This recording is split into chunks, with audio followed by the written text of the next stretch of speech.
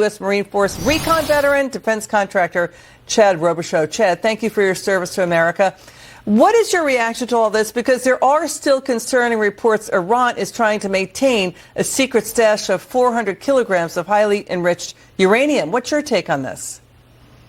I mean, look, the battle damage assessment has not been done. I think people need to, be a little patient and see what's the result. I would not trust Israel's reports. President Trump is, especially looking at this reaction beyond the ceasefire that Israel is still firing. I mean, we could stand with Israel. We could stand with Israel against the development of a nuclear weapon in Iran, but I don't believe Netanyahu's and the Israeli government is trustworthy in this. So the complication with it's going to be the battle damage assessment. What specifically don't you believe that's coming from Israel?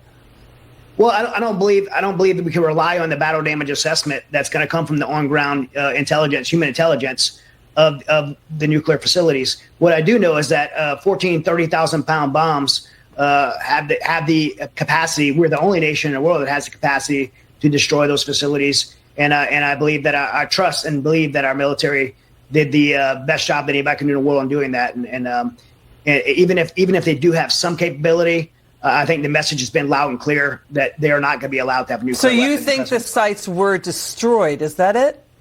I do. I do think the sites were destroyed. And again, even if they have somewhat of a capability, we made a very clear message that we're not going to allow, and the world's not going to allow them. Because now we've got this report, Chad, that the National Security Committee of Iran's parliament is moving to stop Iran cooperating with the IAEA, preventing the nuclear watchdogs at the UN to get inside Iran. No word yet if the EU is going to do the snapback sanctions on Iran. This is under the UN Security Council resolution put in by the JCPOA under the Obama deal. So are you still concerned Iran can get a nuclear bomb? And do you think Iran's streak could rise up to overthrow the regime? President Trump has not been into a regime change. He has not announced that that's what he wants. In fact, he's actually said the opposite.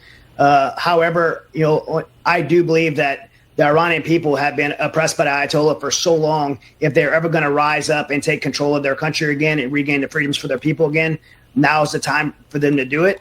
That's going to be up to the Iranian people to do that. As far as to answer your question on, do I think they're going to possess the ability to develop a nuclear weapon? I personally think that this strike has, again, sent a clear message that we are not going to allow it. If they progress forward, they're going to meet the same fate they had before. This should be a loud and clear message from the United States that President Trump and this administration is not going to allow them to have a nuclear weapon. Chad Robichaux, thank you so much for your service. It's good to see you. Thank you for joining us. Now, please listen.